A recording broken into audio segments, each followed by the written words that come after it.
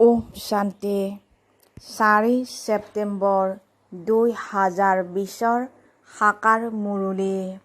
আজিৰ মুখ্য সাৰত বাবাই কৈছে, মৰমৰ সন্তানসকল, যেতিয়া তোমালোক ফুল অৰ্থাৎ পবিত্ৰ হবা, তেতিয়া এই ভাৰত কাঁইটৰ জংঘলৰ পৰিৱৰ্তে সম্পূৰ্ণ ফুলৰ বাগিচা হৈ যাব।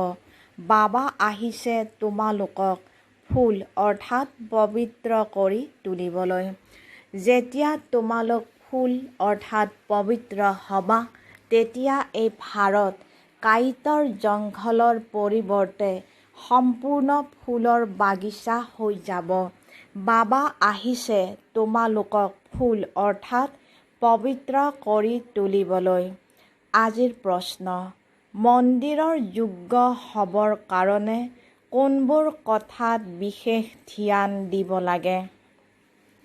মন্দিৰৰ যোগ্য হ'বৰ কাৰণে কোনবোৰ কথাত বিশেষ ধ্যান দিব লাগে? উত্তৰত বাবাই কৈছে, মন্দিৰৰ যোগ্য হ'ব বিচৰা যদি তেন্তে চলনৰ ওপৰত বিশেষ ধ্যান দিয়া। চলন বহুত মিঠা আৰু মাৰ্জিত হ'ব লাগে। ইমান মিঠা ভাৱৰ হওক যাতে আনে তাৰ অনুভৱ কৰিব পাৰে। অনেকক পিতাৰ পৰিচয় দিয়া, নিজৰ কল্যাণ কৰিবৰ কাৰণে যথা ৰীতিৰে পুৰুষাৰ্থ কৰি সেৱাত লাগি থাকা।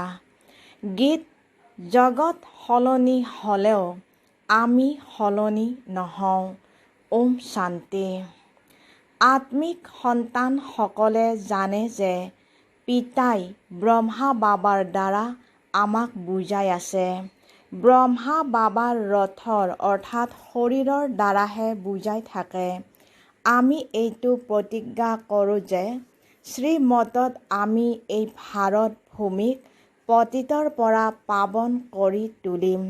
বিশেষভাৱে ভাৰতক আৰু সাধাৰণভাৱে গোটেই সৃষ্টিখনক সকলোকে আমি পতিতৰ পৰা পাৱন হোৱা ৰাস্তা দেখুৱাওঁ। ইমানখিনি খেয়াল প্ৰত্যেকেই নিজৰ বুদ্ধিত ৰাখিব লাগে।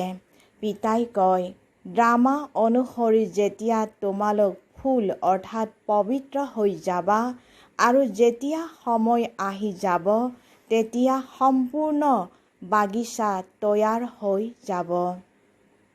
বাগিচাৰ মালিক বুলিও নিৰাকাৰজনকহে কোৱা হয়। মালিও নিৰাকাৰজনক কোৱা হয়, সাকাৰক নহয়। মালিও আত্মা হয়, শৰীৰ নহয়। বাগিচাৰ মালিকো আত্মা হয়। পিতাই বুজাবতো নিশ্চয় শৰীৰৰ দ্বাৰা নহয় জানো? শৰীৰ সহিতহে তেওঁক মালি বাগিচাৰ মালিক বুলি কোৱা যায়, যিজনে এই বিশ্বক ফুলৰ বাগিচা কৰি তোলে। বাগিচা আছিল য'ত এই দেৱতাসকল আছিল। তাত কোনো দুখ নাছিল। ইয়াত এই কাঁইটৰ জংঘলতো দুখ আছে। ৰাৱণৰ ৰাজ্য হয়, কাঁইটৰ জংঘল হয়। তৎক্ষণাত কোনো ফুল হ'ব নোৱাৰে। দেৱতাসকলৰ আগত গৈ গায়নো কৰে যে আমি জন্ম-জন্মান্তৰৰ পাপী হয়, অজামিল হয়। এনেকৈ প্ৰাৰ্থনা কৰে। এতিয়া আহি আমাক পুণ্য আত্মা কৰি তোলা। বুজি পাই যে আমি এতিয়া পাপ আত্মা হওঁ। কোনো সময়ত পুণ্য আত্মা আছিলোঁ। এতিয়া এই সৃষ্টিত পুণ্য আত্মাসকলৰ কেৱল চিত্ৰ আছে। ৰাজধানীৰ মুখ্যসকলৰ চিত্ৰ আছে আৰু তেওঁলোকক এনেকুৱাকৈ গঢ়ি তোলোতাজন হৈছে নিৰাকাৰ শিৱ। তেওঁলোকৰ চিত্ৰ আছে বছ, আৰু একো চিত্ৰ নাই। ইয়াতো শিৱৰটো ডাঙৰ লিংগ সাজি দিয়ে, কয়ো যে আত্মা তৰা সদৃশ হয়, গতিকে নিশ্চয় পিতাও এনেকুৱা হ'ব নহয় জানো? কিন্তু তেওঁৰ সম্পূৰ্ণ পৰিচয় নাই। এই লক্ষ্মী নাৰায়ণৰ বিশ্বত ৰাজত্ব আছিল। এওঁলোকৰ কাৰণে ক'তো কোনো ধৰণৰ গ্লানিৰ কথা নিলিখে। বাকী কৃষ্ণক কেতিয়াবা দাপৰত, কেতিয়াবা ক'ত লৈ যায়। লক্ষ্মীনাৰায়ণৰ কাৰণে সকলোৱে ক'ব যে স্বৰ্গৰ মালিক আছিল। এয়া হৈছে তোমালোকৰ লক্ষ্য উদ্দেশ্য। ৰাধা কৃষ্ণ কোন হয়? মনুষ্য বেচেৰাহঁত একেবাৰে বিবুদ্ধিত পৰি আছে, একো বুজিব নোৱাৰে। যিসকলে পিতাৰ দ্বাৰা বুজে তেওঁলোকে বুজাবলৈ যোগ্য হৈ পৰে, নহ'লে যোগ্য হ'ব নোৱাৰে। দৈবী গুণ ধাৰণ কৰিব নোৱাৰে। লাগিলে যিমানেই নুবুজোৱা, কিন্তু ড্ৰামা অনুসৰি এনেকুৱা হ'বই লাগিব। তোমালোকে এতিয়া নিজে বুজি পোৱা যে আমি সকলো সন্তানে পিতাৰ শ্ৰীমতত ভাৰতৰ আত্মিক সেৱা কৰোঁ। নিজৰেই তন মন ধনেৰে প্ৰদৰ্শনী অথবা সংগ্ৰহালয় আদিত সোধে, তোমালোকে ভাৰতৰ কি সেৱা কৰা? তোমালোকে জানা যে আমি ভাৰতৰ বহুত ভাল সেৱা কৰোঁ। জংঘলৰ পৰিৱৰ্তে বাগিচা তৈয়াৰ কৰি আছোঁ। সত্যযুগ হৈছে বাগিচা, এয়া হৈছে কাঁইটৰ জংঘল। ইজনে সিজনক দুখ দি থাকে। এইটো তোমালোকে ভালদৰে বুজাব পাৰা। লক্ষ্মী নাৰায়ণৰ চিত্ৰও বহুত ভালকৈ তৈয়াৰ কৰিব লাগে। মন্দিৰবোৰত বহুত সুন্দৰ চিত্ৰ অংকন কৰে। ক'ৰবাত বগা, ক'ৰবাত শ্যামবৰণীয়া চিত্ৰ অংকন কৰে। তাৰ কি ৰহস্য আছে সেয়াও বুজি নাপায়। তোমালোক সন্তানসকলৰ এতিয়া ইয়াৰ সম্পূৰ্ণ জ্ঞান আছে। পিতাই কয়, মই আহি সকলোকে মন্দিৰৰ যোগ্য কৰি গঢ়ি তোলোঁ। কিন্তু সকলোৱে মন্দিৰৰ যোগ্য নহয়গৈ। প্ৰজাকতো মন্দিৰৰ যোগ্য বুলি নক'ব নহয়। প্ৰজা সেইসকলৰ হ'ব যিসকলে পুৰুষাৰ্থ কৰি বহুত সেৱা কৰে। তোমালোক সন্তানসকলে আত্মিক সামাজিক কামো কৰিব লাগে। এই সেৱাত নিজৰ জীৱন সফল কৰিব লাগে। চলনো বহুত মিঠা সুন্দৰ হ'ব লাগে, যাতে অন্যকো মিঠা ভাৱেৰে বুজাব পাৰে। নিজেই যদি কাঁইট হয় তেন্তে কাৰোবাক ফুল কৰি কিদৰে গঢ়ি তুলিব? তেওঁলোকৰ তীৰ পোৰা নালাগিব, অৰ্থাৎ সম্পূৰ্ণ প্ৰভাৱ নপৰিব। পিতাক যদি স্মৰণ নকৰে তেন্তে প্ৰভাৱান্বিত কেনেকৈ কৰিব? নিজৰ কল্যাণৰ কাৰণে ভালদৰে পুৰুষাৰ্থ কৰি সেৱাত লাগি থাকা। পিতাও সেৱাত ব্ৰতী আছে নহয়। তোমালোক সন্তান সকলো দিনে ৰাতিয়ে সেৱাত ব্ৰতী হৈ থাকা। দ্বিতীয় কথা বুজাই শিৱ জয়ন্তীত বহুত সন্তানে তাৰ অৰ্থাৎ চিঠি পঠিয়াই দিয়ে। সেই সমূহতো এনেকুৱা লিখনি লিখিব লাগে যাতে সেই তাঁৰসমূহ অৰ্থাৎ চিঠিসমূহ যিকোনো লোককে দেখুৱালে বুজিব পাৰে। তাৰ পুৰুষাৰ্থ কৰা যায়। আলোচনা সভাও এই কাৰণে কৰা হয় যে কি কি সেৱা কৰা যাব, যাৰ দ্বাৰা বহুতেই পিতাৰ পৰিচয় পাব। চিঠি বহুত ৰাখি থোৱা হৈছে। এইবোৰৰ দ্বাৰা বহুত কাম হাতত ল'ব পাৰা। ঠিকনা লিখে শিৱ বাবা মাৰফত ব্ৰহ্মা। প্ৰজাপিতা ব্ৰহ্মাও আছে। তেওঁ আত্মিক পিতা, তেওঁ শাৰীৰিক। তেওঁৰ অৰ্থাৎ ব্ৰহ্মাৰ দ্বাৰা শাৰীৰিক ৰচনা ৰচা হয়। পিতা হৈছে মনুষ্য সৃষ্টিৰ ৰচয়িতা। কেনেকৈ ৰচনা ৰচে এয়া গোটেই সৃষ্টিত কোনেও নাজানে। পিতাই ব্ৰহ্মাৰ দ্বাৰা এতিয়া নতুন ৰচনা ৰচি আছে। ব্ৰাহ্মণ হৈছে টিকনি অৰ্থাৎ উচ্চ। পোন প্ৰথমে ব্ৰাহ্মণ নিশ্চয় লাগে। এয়া হৈছে বিৰাট ৰূপৰ টিকনি অৰ্থাৎ উচ্চতা। ব্ৰাহ্মণ দেৱতা ক্ষত্ৰিয় বৈশ্য শূদ্ৰ। প্ৰথমে শূদ্ৰটো হ'ব নোৱাৰে। পিতাই ব্ৰহ্মাৰ দ্বাৰা ব্ৰাহ্মণ ৰচে। শূদ্ৰ কেনেকৈ আৰু কাৰ দ্বাৰা ৰচিব? তোমালোক সন্তানসকলে জানা কেনেকৈ নতুন ৰচনা ৰচে। এয়া পিতাই তুলি লয়। কল্পই কল্পই পিতা আহি শূদ্ৰৰ পৰা ব্ৰাহ্মণ কৰি তোলে, পুনৰ ব্ৰাহ্মণৰ পৰা দেৱতা কৰি গঢ়ি তোলে। ব্ৰাহ্মণসকলৰ সেৱা বহুত উচ্চ।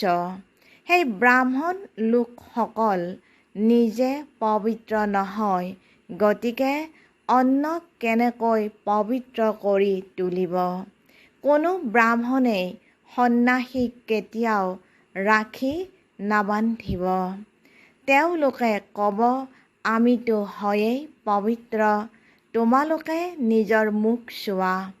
তোমালোক সন্তানসকলেও কাৰো হাতেৰে ৰাখি বন্ধাব নোৱাৰা। জগতততো সকলোৱে ইজনে সিজনক বান্ধে, ভগ্নীয়ে ভাতৃক বান্ধে। এই নিয়ম এতিয়া ওলাইছে। এতিয়া তোমালোকে শূদ্ৰৰ পৰা ব্ৰাহ্মণ হ'বৰ কাৰণে পুৰুষাৰ্থ কৰা, বুজাবলগীয়া হয়। পুৰুষ মহিলা দুয়ো পবিত্ৰতাৰ প্ৰতিজ্ঞা কৰে। দুয়ো ক'ব পাৰে যে আমি কেনেকৈ পিতাৰ শ্ৰীমতেৰে পবিত্ৰ হৈ থাকোঁ। অন্তিমলৈকে এই কাম বিকাৰৰ ওপৰত বিজয়ী হৈ থাকিলে তেতিয়া পবিত্ৰ জগতৰ মালিক হবাগৈ। পবিত্ৰ সৃষ্টি সত্যযুগক কোৱা হয়। সেয়া এতিয়া স্থাপন হৈ আছে। তোমালোক সকলো পবিত্ৰ হোৱা। বিকাৰত অধঃপতিত হোৱাসকলক ৰাখি বান্ধিব পাৰা। প্ৰতিজ্ঞা কৰি পুনৰ যদি অধঃপতিত হয়, তেন্তে ক'বা, তুমি ৰাখি বন্ধাবলৈ আহিছিলা, পুনৰ কি হ'ল? ক'ব, মায়াৰ লগত হাৰি গ'লো। এয়া হৈছে যুদ্ধক্ষেত্ৰ। বিকাৰ ডাঙৰ শত্ৰু। ইয়াৰ ওপৰত বিজয় প্ৰাপ্ত কৰিহে জগতজিত অৰ্থাৎ ৰজা ৰাণী হ'ব লাগে। প্ৰজাক জগতজিত বুলি কোৱা নহ'ব। পৰিশ্ৰমটো ৰজা ৰাণীয়ে কৰে নহয়। কয়ো যে আমিতো লক্ষ্মী নাৰায়ণ হ'ম, তেওঁলোকে আকৌ ৰাম সীতাও হ'ব। লক্ষ্মী নাৰায়ণৰ পাছত তেওঁলোকৰ সিংহাসনৰ ওপৰত বিজয়ী তেওঁলোকৰ সন্তানসকল হয়। সেই লক্ষ্মী নাৰায়ণ পুনৰ পৰৱৰ্তী জন্মত তললৈ গুচি যাব। ভিন্ন নাম ৰূপেৰে সন্তানসকলে গাদী প্ৰাপ্ত কৰে। গতিকে উচ্চ নম্বৰত গণনা কৰা হ'ব।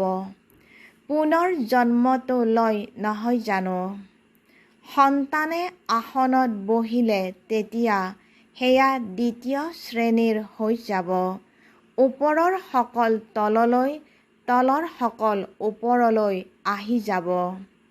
গতিকে এতিয়া সন্তানসকল যদি এনেকুৱা উচ্চ হ'ব বিচৰা, তেন্তে সেৱাত লাগি যাব লাগে। পবিত্ৰ হোৱাটো বহুত জৰুৰী। পিতাই কয়, মই পবিত্ৰ সৃষ্টি তৈয়াৰ কৰোঁ। ভাল পুৰুষাৰ্থ কম সংখ্যকে কৰে। পবিত্ৰটো গোটেই সৃষ্টিখনেই হৈ পৰে। তোমালোকৰ কাৰণে স্বৰ্গৰ স্থাপনা কৰোঁ। এয়া নাটক অনুসৰি হ'বলগীয়াই আছে। এইখন খেল ৰচি থোৱা আছে। তোমালোক পবিত্ৰ হৈ যোৱা, পুনৰ বিনাশ আৰম্ভ হৈ যায়। সত্য যুগৰ স্থাপনা হৈ যায়।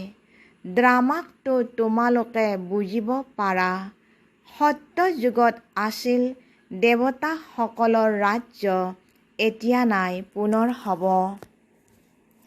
তোমালোক হৈছা আত্মিক মিলিটেৰী। তোমালোকে 5 বিকাৰৰ ওপৰত বিজয় প্ৰাপ্ত কৰিলে জগতজিত হৈ যাবা। জন্ম জন্মান্তৰৰ পাপ খণ্ডন কৰিবলৈ বাবাই যুক্তি দিয়ে, পিতাই এবাৰে আহি যুক্তি দিয়ে। যেতিয়ালৈকে ৰাজধানী স্থাপন হৈ নাযায় তেতিয়ালৈকে বিনাশ নহ'ব। তোমালোক বহুত গুপ্ত যোদ্ধা হয়। সত্যযুগ হ'বই কলি যুগৰ পাছত। সত্য যুগত কেতিয়াও যুদ্ধ নহয়। তোমালোক সন্তানসকলে জানা, সকলো আত্মাই যি ভূমিকা পালন কৰে সেয়া সকলোবোৰ নিৰ্ধাৰিত হৈ আছে। যেনেকৈ কাঠৰ পুতলা থাকে নহয়, তেনেকৈ নাচি থাকে। এয়াও নাটক হয়। প্ৰত্যেকৰে এই নাটত ভূমিকা আছে। ভূমিকা পালন কৰি কৰি তোমালোক তমোপ্ৰধান হৈ গ'লা। পুনৰ এতিয়া ওপৰলৈ যোৱা, সতোপ্ৰধান হোৱা। জ্ঞানটো ছেকেণ্ডৰ হয়। সতোপ্ৰধান হৈ আকৌ অধঃপতিত হৈ তমোপ্ৰধান হৈ যায়। পুনৰ পিতাই ওপৰলৈ লৈ যায়। বাস্তৱত সেই মাছসমূহ সূতাত অৰ্থাৎ বৰশীত ওলমে। এই সূতাত মনুষ্যক ওলমাব লাগে। এনেকৈ অৱৰোহণ কলা, আকৌ আৰোহণ কলা হয়। তোমালোকো এনেকৈয়ে চিৰি ওপৰলৈ উঠা, পুনৰ নামি নামি তললৈ আহি যোৱা।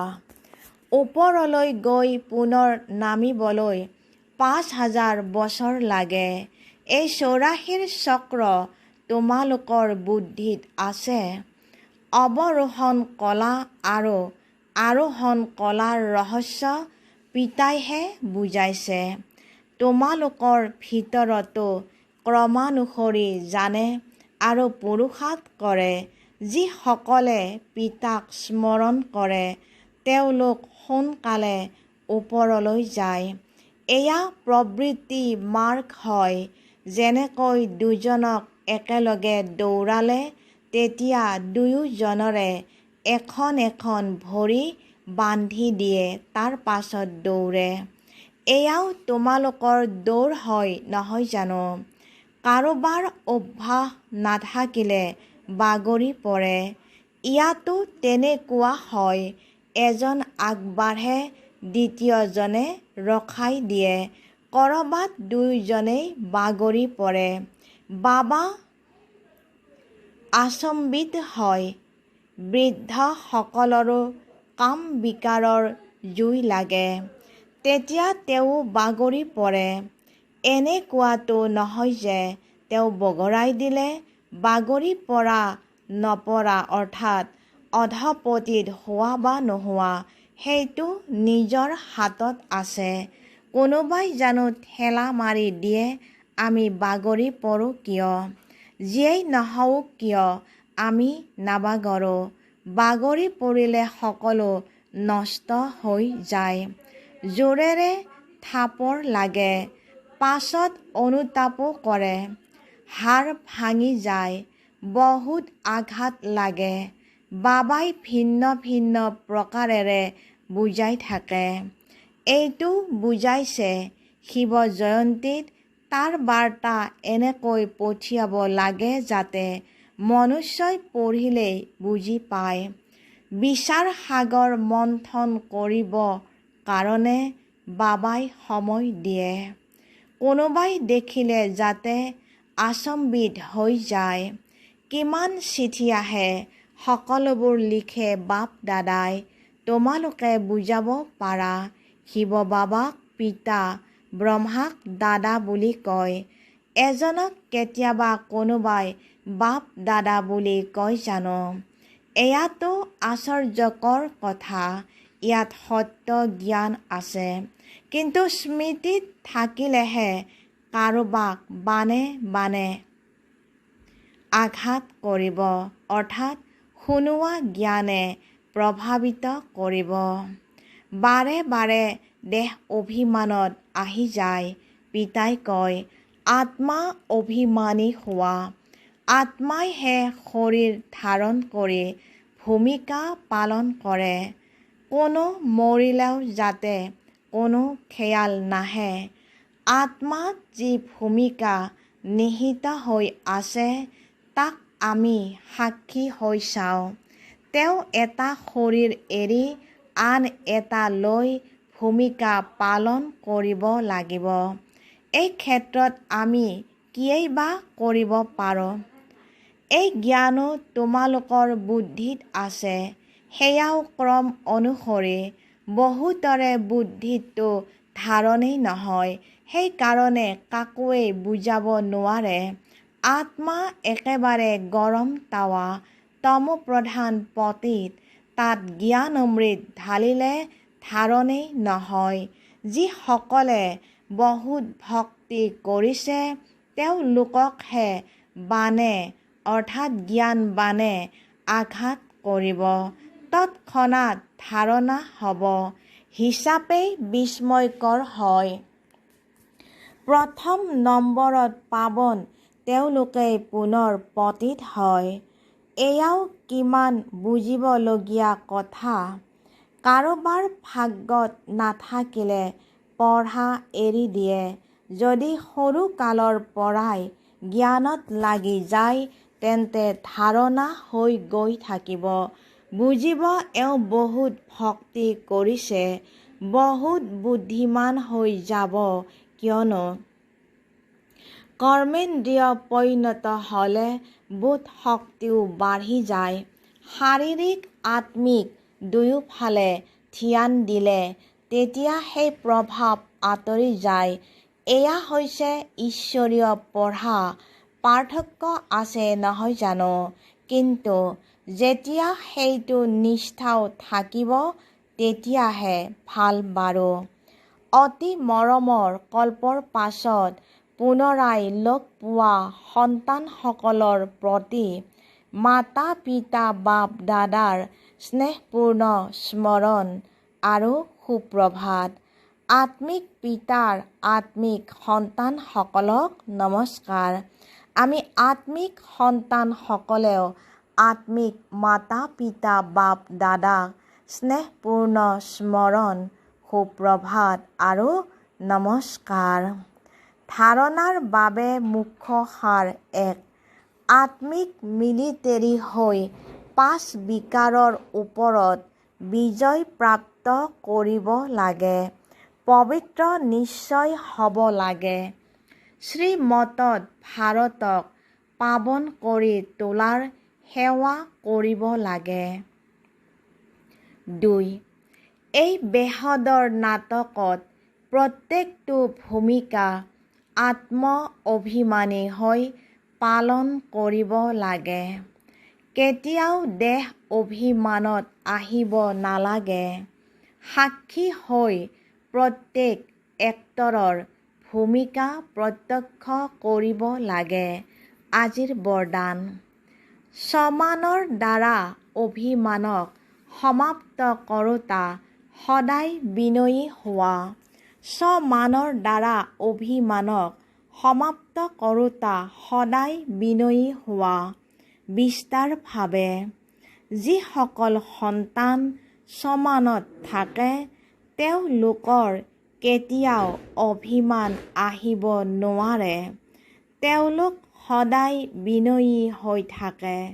যিমান শ্ৰেষ্ঠ স্বমান সিমানেই হয় মহাশয় বুলি কোৱাত বিনয়ী। সৰু ডাঙৰ জ্ঞানী অজ্ঞানী, মায়াজিত বা মায়াৰ বশৱৰ্তী, গুণবান হওক বা কোনো এটা দুটা অৱগুণো থাকক, অৰ্থাৎ গুণবান হোৱাৰ পুৰুষাৰ্থী হওক, কিন্তু স্বমানধাৰীসকল সকলোকে মান দিওঁতা দাতা হয়, অৰ্থাৎ স্বয়ং সম্পন্ন হোৱাৰ কাৰণে সদায় দয়াশীল হয়। আজিৰ শ্লোগান। স্নেহেই সহজ স্মৃতিৰ সাধন হয়। সেয়েহে সদায় স্নেহী হৈ থাকা আৰু স্নেহী কৰি তোলা। স্নেহেই সহজ স্মৃতিৰ সাধন হয়। সেয়েহে সদায় স্নেহী হৈ থাকা আৰু স্নেহী কৰি তোলা। ওম শান্তি।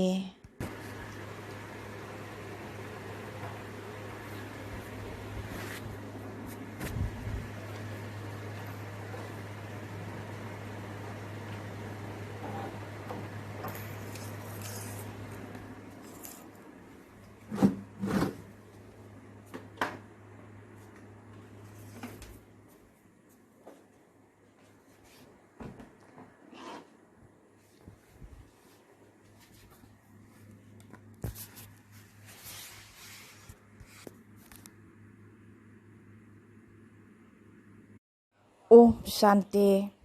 4 ছেপ্টেম্বৰ 2020 সাকাৰ মুৰলী। আজিৰ মুখ্য সাৰত